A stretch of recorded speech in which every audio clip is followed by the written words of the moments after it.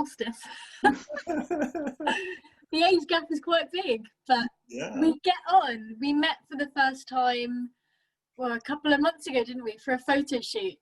And it just clicked so well. It was really, really interesting how, like, it just felt so natural. Yeah, and about this, I had a question for you guys. I mean, I know that Saya is the debut album, marks the introduction of Jess, but I see the band lineup is really varied from different range of age. So I was guessing, how is that Andy Glass get alongs with Jess that's much younger, and there are also other couple of members that are younger. So I was wondering to learn also about the dynamics between the band, because I think it's important also that. Sure.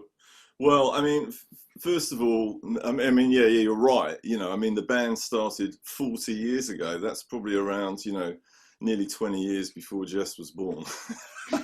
She wasn't even like an idea at that point. But if I speak to my papa, I'm probably sure that he knows the band. Yeah. As a huge prog rock fan. So okay, well, he made wow. this is our 40th year, but me and Jess and Jenny, who's the fiddle player in the band, we've known each other for, we reckon, about 10 years, right? Something like that. I think so, yeah. Yeah. So we've going on 11. I think it's now 11. It's now 11. Okay, I'm pretty cool. sure, yeah.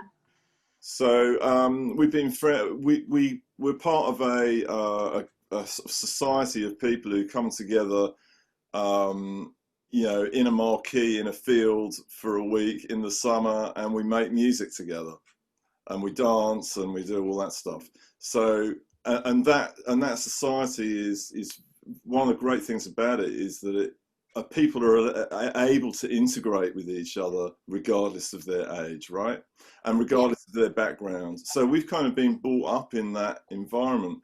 So I think that really helps for a start, you know, and we've known each other a long time. And I've been, you know, I've seen Jess, you know, sing and write music over 10 years, right? You know. Yeah. So it's not like we've just met each other. And we've been working together in another project, which is a sort of festival dance band, for the last 3 years, where Jess plays bass. So I've known her as an amazing musician for a long time. But as Jess said, the band didn't actually meet until August for a photo shoot. And it was, I mean, they're lovely people, right? They're just all lovely people. So it just doesn't matter, right? You know? So, well, I was, you know, Saya was completely recorded in isolation, let's say so, separately. So, how did you felt for you just, you know, recorded alone practically, without the, you know, the mucho, not the feedback, because there is feedback, of course, but you know, the instant feedback, because if you stay together, I think at the end you right away say, you know, maybe this I have to improve it, this and everything. How it was not having this instant feedback, you know? I found it actually quite tricky, but it was very easy to get used to once I realized how like I understood what Andy was looking for, and also I knew how much he trusted me. So he gave me vocal takes of him singing, which was really I still think was singing the tune. Come on, I was singing the tune. Exactly. Like, so when I record, I would have Andy singing in my ear, and then I would sing what he was singing, but nicer. So It's okay. It was horrible. I know. No, it was so Yeah, good. but I mean, Sometimes I would play that rather than my track and kind of. So I think once I just got over the fact that I wasn't getting the initial feedback, I just had to trust what I thought, and trusting my gut is just I think the only way that this could have worked. If I wasn't confident and I just sang exactly what Andy had sung, not exactly, but like note for note, like every intonation, it would have just been a mirror image, and that wouldn't have been my stamp on it. So I think it was more of a case, yes, sometimes I did send vocals to Andy and he said, oh, no, I need more, like more oomph here, or I need it more breathy here. The fact that he could say whatever he needed to say, and I could just go back and record it again, send him another take of it, or however many takes sometimes it would to get the right thing. It just became a really nice relationship where it was like, if I had an input, a lot of the time Andy would just be like, yeah, perfect. I didn't see that coming, but this is just what it needed, like that extra step, rather than just, it was like a foundation. The foundations were there, but he allowed me to sing what I felt in the moment more than anything. Yeah, and that's why it for me it works so well. You know, I mean, we did before lockdown. We got together here in the studio and did a couple of tracks, and then of course we were locked down. But the thing, it was apparent immediately, was that Jess was going to, you know, interpret the ideas and bring creative energy to them, which is something that I'd struggled with previous singers, you know, who tended to, you know, want me to sort of paint the exact picture and then they would reproduce it more like a session musician might. And what we want in the band is for everyone to be putting creative energy into it. And once I, you know, realised that that's what Jess could and would do, then the fact we were locked in our own rooms, you know, it maybe not ideal, but I was, but you know, what I was getting back from Jess was, it was hitting the spot every time. I've said it before, but you know, my favourite bits of the vocal takes are parts that Jess has added to it, you know, has interpreted in her own way. So it brings real colour and character to it, you know. So I'm just thrilled with the way it's turned out. You know, it's lovely. It's great. Okay. So there is also a sentence that I found on your website, official website, that says, after 20 years, 2020 feels like we are just starting out. So if for a lot of bands, 2020 is the annus horribilis, why for Solstice is like a renaissance? Because, you know, a band will tell me, yeah, this year is shit. Well, I think because the band has, well, for a start, the album is, to me, it feels like the album that I've always wanted to make. You know, it feels like that. Yeah, it does. It feels like a band that have kind of found their sound. You know how band sounds develop, you know, and they kind of reach a peak, you know, and then maybe they pass that, you know. But to me, this feels like the peak, the moment, you know. I mean, I guess everyone says, you know, the album they've just made is the best album they've ever made, but actually this is, you know. so and of course, you know, Jess has brought a whole energy to it, but also the rest of the band, and I guess partly it's because of lockdown, you know, we've all had time in our studios to really think about how we want to approach it, you know, to put energy into the parts. So on the last album, you know, we would have like 2 days in the studio to get all the drums done. you know. So this time, Pete, the drummer, would like spend a week preparing what he was going to play on one track, you know, and then he would send me 10 takes of the, you know, literally 10 takes of the track. So we were, and the same with Steve, the keyboard player. You know, they really immersed themselves in the album because they had all this time to do it, you know, and fortunately everyone in the band has got a kind of home recording setup.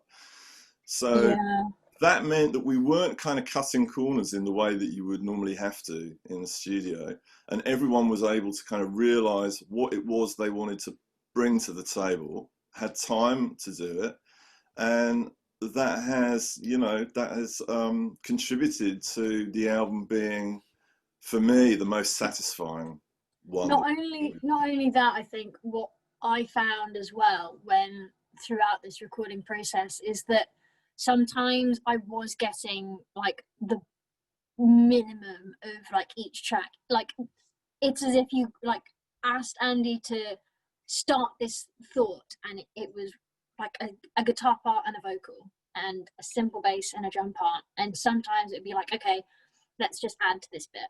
Great, I'll sing my vocal line, send it back. But sometimes it would come back and Andy would say, this was really good, but I've also just had drums, bass, and keys all added to it. And all of a sudden, it just completely changed because everyone was suddenly hearing what we all were playing and what we were hearing.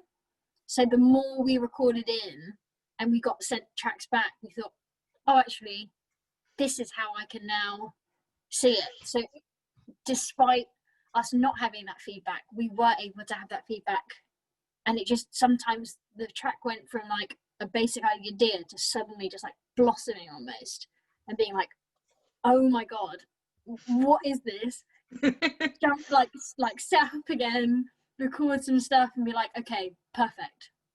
But yeah. I agree with the whole fact that, you know, sometimes it did take a week. There were some times that I was like, I can't sing this song at the moment. I really am struggling with it. And it would take me just a few days to just hype myself up to be like, right, just do it. Crack through it. Do the 5-part harmonies. Yeah. So you're saying of difficult harmonies. Which was the difficult songs that you were kind of battles of the titles for you?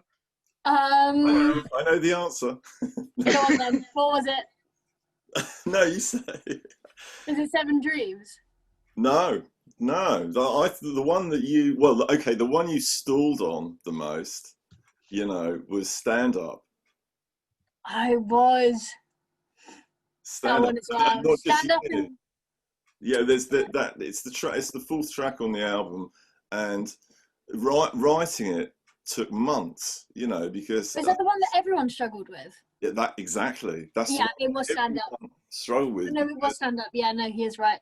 It was a struggle to write it because I had this basic idea, and I thought, well, I like that, but that's nothing like Solstice. You know, I don't know what's going on there. I remember you sending the starter track. Yeah. With it, and it just kept evolving into this kind of Steely Dan Hall & Oates sort of track. You know, I thought, what the hell is this? You know, it's one of my favorite tracks. When I put it on in the car, I love it. It's my favorite driving song. Cool. Yeah. I just feel like I'm on Top Gear or something. Yeah, I really like it too. But I mean, it's actually, hopefully it doesn't sound difficult, but it is really difficult to play. It's horrible. It's very hard to play. It's hard to sing. But hopefully no one else will feel that, you know, it should sound kind of natural and comfortable. It does. But when you start trying to play it, we're going to have the same problem with all the material. You know, when we start playing this stuff live, suddenly we're going to have to like learn how to actually play it, you know. So that'll be interesting. Yeah. Exactly. Tomorrow it marks the release of the video of the single Love Is Coming. It does. Is it? Yeah. Does it? Yeah. Oh, Yeah, it does. Yeah. lovely. Yeah. So it's going out tomorrow, Jess. Sorry if I hadn't made that. No Totally clear. But, worries. you know, Miriam knows, and the whole world know, except the singer. Sorry. Happy release day. Happy pre-release day. I've Thanks, done. Miriam. Yeah, I put. The problem is, right, that Jess doesn't do Facebook, doesn't do that stuff. Oh, yeah. Right, so there's all this stuff happening, you know, in the social media world. You know, I've done like a pre-release for it. You know, there's this buzz going around and blah blah blah. You know, Jess is completely oblivious to all this. So thanks for mentioning that, Miriam, because now Jess will know to look out for it. So Jess, tomorrow comes out the video of Love is Coming. Thank you, Okay. Miriam. That's amazing. Wow. Now you know it because I spoiled it to you. But anyway, Spoiler alert.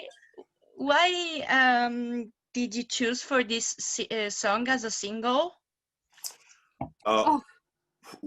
Well, okay. Well, I can tell you why I did. What were you going to say something there, Jess, about that? No, you go ahead. Okay. I just, yeah. Well, this we did during lockdown. You know, I was so excited about what we were doing. I wanted to sort of share it and put it out there. So we did. I don't know if you've seen any of them, Miriam, but we did some lockdown videos, right?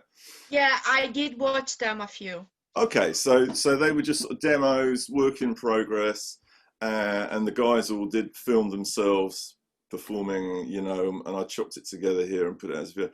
And the first one that went out was "Love Is Coming," and I think we were kind of early into lockdown there, and yeah, I think it was around March. Yeah, it was quite early on, and people were just coming to terms with the fact that they were shut indoors and they couldn't hug people and they couldn't see people, and for whatever reason that tune really resonated, and the feedback that I got from the mailing list and on social media was kind of overwhelming, really. You know, that that it resonated so much with people, and it kind of touched it touched an emotion with them for sure. And so and I guess, I don't know about you, Jess, but I mean, for me it's quite it connects with me, the song. You know, I think it's quite a powerful sort of what's the word, the meaning behind it is very positive. So that was one reason, and then the other reason was that Mike Holmes from GEP, from the record company, he just loves the track. He just loves it. That's his favorite track, you know. So really? yeah, he loves it. Ooh. Just loves it. So it, and you know, it just made sense to go with that one, I think. Okay, so you mentioned GIP? GEP, yeah. GEP. Yeah, that's it. The Giant Electric P. Yeah, the Giant Electric P, the famous label of IQ. Exactly. So I'm curious to know how this collaboration started and how everything came up, you know, because I remember that in 2013 you published out with Esoteric Antenna, I think. That's right. Yeah. So it's quite a big step, I think, huh? Well, Esoteric were, you know, really a label that focus on reissues, I would say, you know, and they, I mean, they're a good label, but they were a little bit hit and run, you know, so they put it out, you know, they do their promo thing, and then they move on to the next thing. So I didn't really want to go back to that. But anyway, the connection with GEP, although I wasn't really aware of it, started back in like 1983 when IQ supported Solstice. You know, we were doing the marquee and IQ supported us, so that's where it started. And then when the album was kind of close to being finished, you know, I realized that I had to find a deal for it, you know. And so I was contacting people, and you know, and what I did was I just picked off my sort of the three best labels that I thought were out there for the kind of music we were doing, and that was Inside Out, GEP, and Kscope. Yes. And so I wrote to them, each of them, and actually Walter from Inside Out got like straight back to me. Oh, hi Andy, is that Solstice from Silent Dance? You know, because I really love that album. And I'm thinking, oh man, that's amazing, cool. So I got into a dialogue with him. I'd already written to GP, and he said, you know, Solstice is, I don't think Solstice is the right band for Inside Out at the moment, because Inside Out are doing big bands, man. Yeah. But he They're said, doing Dream Theater right now. exactly. So he said, but my other label, GEP, so he works on the business side with GEP. They would be perfect for this. Well, in the meantime, Mike Holmes had also replied to my email and said, you know, we're really excited about about talking about this. So and Kscope never got back to me, even though I got a contacts in Kscope, you know, with Stephen Wilson and Godsticks, Darren Charles from Godsticks. And actually Darren got back to me and he said, if GEP want to work with you, work with them, man. I mean, I can't, he said Kscope won't even listen to my music, let alone listen to your music that I'm trying to get them to check out, you know. So, and GEP have been amazing. I mean, they're just such a nice bunch of people to work with. You know, they're the only people they work with are, you know, just picking people that they want to work with, that they love the music. You know, as you know, they haven't got loads of people on their roster. No, they're really selected, you know. Yeah, exactly. And they've really got their thing together. And also it's completing that little circle from back in 1983 when we played together, right? And of course, you know, IQ have done so well. I mean, amazing what they've done. While we've been just sort of knocking out the occasional album and playing a few festivals, they've been doing it for real, man, you know? Yes. So, well, let me ask you, when did you start to compose the album? When did you start to collect the first ideas, Jess and Andy? Oh, you take this one, Andy, because I'm just the vocalist. Well, honestly, so the mastermind behind all of this is Andy Glass. That's just like straight up, like it's his baby. We're just helping create the little sparkles. No, come on, don't sure. underestimate your commitment to that, because you did a great job. Thank you, but if it weren't for Andy and whatever goes on inside that incredible brain of his, like honestly, like take this one, Andy, please. Yeah. Well, when did you come up and do Cheyenne? Was it like January or something? January. 2020. Okay. Yeah. And then we did Shout like a month later or something like that, or yeah, I think like 3 weeks later or something. Yeah. And I think we did do Lovers Coming, didn't we? Because I remember sitting in the studio with George and just like going vocal take after vocal take of that last little like ad lib vocal. And you were confused what I was doing because I was spending I think I had a feeling. I was like, oh, what is Jess doing in there? And then you realise I was just trying to find this melody line to like sit on top of vocals. And then you heard it and you're like, I see. Yeah, we love that. I mean, the writing process really just started at the beginning of the year, and then it kind of, once we'd recorded a couple of ideas before lockdown, then and I kind of thought, this is working. Basically, I was just inspired by the potential of what we could do as a band now, and the writing process just went on. And I mean, that last, I think the last one I wrote was A New Day. And that was way into the lockdown. So really it was recorded, and most of it was written just through that kind of organic process from the very beginning of the year. Jess came up, you know, did some vocals. We put those first couple of tracks down, and on it went. And it was just written as it evolves, you know, over that kind of 6 month period, or 7 months. Mm. Yeah, it wasn't like there wasn't any material written before that. There was nothing written last year, you know. No. When I say that sometimes it was just like snippets of like vocal and guitar, sometimes that was literally it. It would just be like, here's an idea. Oh yeah, I did, didn't I? And you apologised. Yeah. I was actually, that happened with A New Day, because it got to the point that when I got really excited about a little idea, and rather than waiting until I had this whole thing, you know, I just send you little ideas. Oh, what do you think about this? You know, so it became a really good backwards and forwards kind of, you know, creative, energizing process, you know. That was the same as well. You were kind of like, I'm not sure about this, what do you think? And I was immediately like, oh my god, wow, this is amazing. Yes, keep going. Yeah, so we were all egging each other on, you know.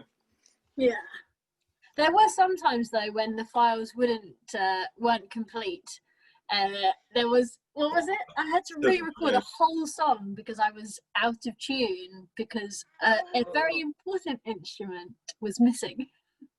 Yeah, well, I'd sent the backing track, the files over, and it was and I'd missed out the guitar. So basically, you had drums and some bass, I think, and lead guitar. Oh, and a big solo, of course. I didn't forget the guitar solo. But no guitar, no acoustic rhythm guitar. No, there was no harmony in there, was there, to work with? But anyway, it was a very intensely kind of creative and productive summer, basically spring and summer. Mm. Okay, I have a question related to the lyrics now. Mainly on which kind of topic of theme is focused on the album, because I keep having my ears in the last song, Cheyenne. Your rain is fallen, and something like this. Your kingdom has fallen. Your kingdom has fallen, yes. Yeah. So I have this echo in my brain because I have been listening the album from the entire week now, and I really love it. Oh, great. So I have this song stuck in my brain, like, your kingdom has fallen, and then I hear speaking about love around in the middle of the album, so I feel a bit disorientated. Okay, well, you know, I don't want to be sort of too literal about what I perceive the lyrics to mean. You know, I hope that other people work that out and interpret it in their own way. But that particular song, Cheyenne, is very specifically about you know, the Native American Cheyenne tribe, and it's really a kind of lament of what became of the Native and has become of the Native Americans, you know. And I mean, and still now, I mean, that was written, you know, nearly 40 years ago, that song. So that is a bonus song. That's like Cheyenne 2020, right? So the album Sheer is actually 6 songs, the first 6 songs, and then Cheyenne it's a song that we recorded on the first album in 1984, and that I've always wanted to re-record because I was never happy with that version of it, right? So I'd always wanted to re-record it, and I've made several attempts over the years with various singers, and now I found a singer who can sing it. So that's why it's on there, basically. So Jess, now it's your space. Tell me about Cheyenne, please, because I love that song and I love your interpretation. I know it's a re-recording, and I should say about Something Love Is Coming or the other songs, but I have it here and I'm trying to say, okay, it's amazing. It's stuck there and I cannot come to terms with that. So I want to know, how was it for you to re-record such a old song from the debut of Solstice? This is actually a really interesting story. So this was when I first went up to record this with Andy. I had the worst cold ever, to the point I couldn't enunciate some of the words. But despite that, you know, we recorded it. The first half of it, it was amazing to kind of hear Andy's story and how he wanted me to portray it. And it is a lament, and the fact that I could stand in the room and recording and really allow myself to feel lost. Whether it was, I couldn't obviously have any kind of experience or know how Native Americans would feel losing their land and their people, but I could, you know, take that from a loss that I felt. And, you know, it even when I had a cold, it like managed to go through. When I re-recorded it, I was still able to kind of harness that and kind of really put myself into the you know, that kind of total kind of desolation almost. And really, it's really interesting as well when I sing. I kind of use my body and my hands a lot and just allow myself to kind of be just wrapped up in the whole feeling. But the chant at the end, I first really struggled with the initial recording, with the timing, because like prog is never something that I've really like sung, written, done anything with. So even that was really hard to do. And I remember I think I had a glass of wine afterwards, like with Andy's family after the recording. I was like, you know what? Let's go and record this. And it was done take after take, just sung all the way through each time, kind of doing backing tracks, doing the harmonies. And because the chant is 3-4 minutes long, by about the 6th take, I was again just fully committed to like just chanting, making it a mantra, being fully engrossed in it, that I started crying. And there was like a tear coming out of my eye as I was chanting it, because I was just so in the moment of like, I've just got to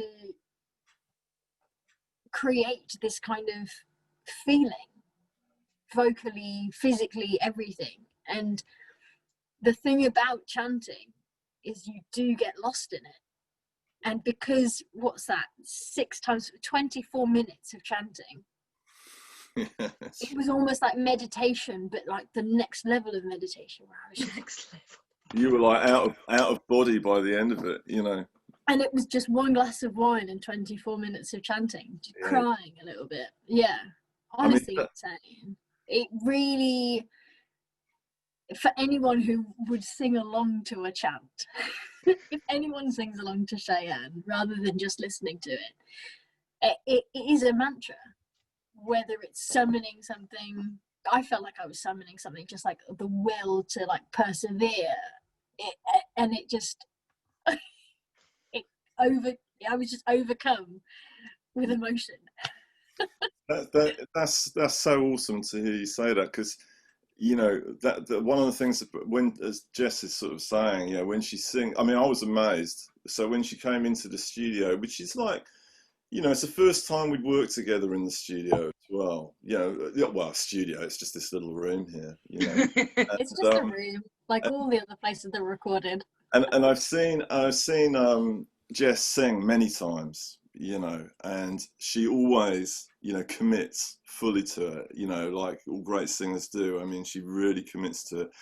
but even in the studio here, you know, I'm here looking. This occasionally I sort of turn around, you know, check everything was fine, and Jess was just totally committed, totally unashamedly kind of, you know, fully involved and engaged with it, which, and that really you can hear that, you know, you can hear that in her singing, and it's such a joy, you know, to hear your songs being, you know, being sung like that, and you know, just, I don't know what else to say about that, but it's wonderful. It was actually interesting as well when I had to record it here because of my cold. It happens. I'll get over it. It's weird to think that Cheyenne actually could have turned out very differently if I hadn't had a cold, because that could have Probably, just been yes. done, fine, out the way. But I did have to re-record it at home. When I heard the newest version of what Andy had done to the song, I actually added the final top harmony. And again, it was just that thing of like, I felt, it was just, I felt constricted yet free. It was so strange, again, because every single vocal track on the album, there is actually 2 of me. So everything I sang, I had to re-sing, recorded. Yes. And so I think on that one, again, but I just pushed myself because Andy had changed it and made it more powerful, and just like, again, this kind of overwhelmingness. I was like, why wouldn't I add that top one just to add this kind of, I don't know, like it just needed it. I knew it needed it. And I had to push myself. It was horribly high. And I think actually there are times when my voice broke, or it was slightly out of tune, but it didn't matter because it's a chant. And it's about that kind of, you know, again, it was just, it didn't matter whether it was out, because you just needed to say it. You needed to, whatever was inside, let it out. Crazy. Yes. Crazy. It's great. This is great, Miriam. I'm hearing all this stuff for the first time too. It's great. Seriously? You know? Okay. Because we don't see each other in the studio, so everything I felt in my room, Andy would never have witnessed me doing all of my takes and swearing at the fact that something was in 5/8 and then in 7/8 and then, you know, all sorts of things. He didn't get that part of the record. Like you said, there's no initial feedback. There's no okay, let's try that again. I said the word before. I said there's no immediate feedback. Exactly. Because when you are together, you see the swearing, you see the tiredness, you see the overwhelmingness, so you see everything. Exactly. And instead, it was just me on my own. Yeah. Being like, what have you written? It's amazing, but I cannot wrap my head around it. Yeah. I just sent out the tracks and they just came back, these beautiful finished articles mostly, you know. I didn't have to engage in any of the hard work in between. Okay, so guys, what the future holds for Solstice? I know it's a bad question, but no. Is it? No, it's a good question. It's a great question. I mean, I don't know about Jess, but I'm just full of, for the first time in a long time, I feel ambitious actually, and very motivated. You know, to get the music out there as far as we can, and to continue with this kind of this sort of creative role that we're on, and write more music.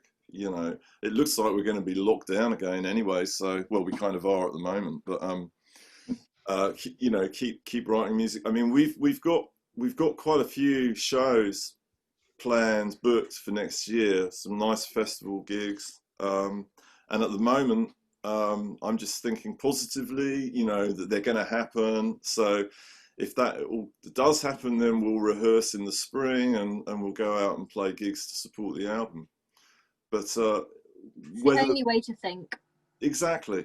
But even if that doesn't happen, whatever happens, because we can still create under these circumstances, there's nothing to stop us to keep it going. So I'm thinking about the next album right now. That's what I'm thinking about, and also really committed to try and do what we can with this one, and it's great to be talking to people like you, and people are showing an interest in it.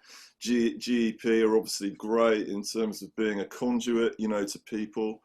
So it's really exciting, and we'll see. As I said earlier, we're shooting some videos to support it.